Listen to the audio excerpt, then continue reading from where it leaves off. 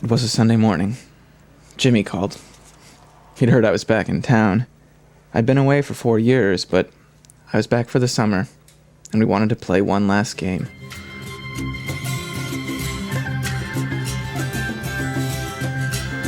We met early at the field. We greeted each other in casual fashion, and then we huddled together one last time to play the game we loved.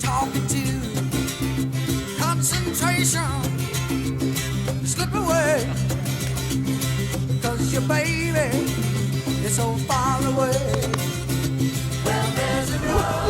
It was just like the good old days.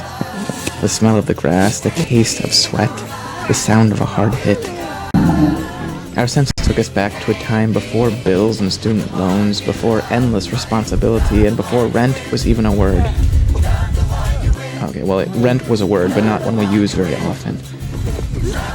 We set aside the adult world, and for one afternoon, all that mattered was getting from one side of the field to the other, just like old times. And, just like old times, Jimmy forgot the football.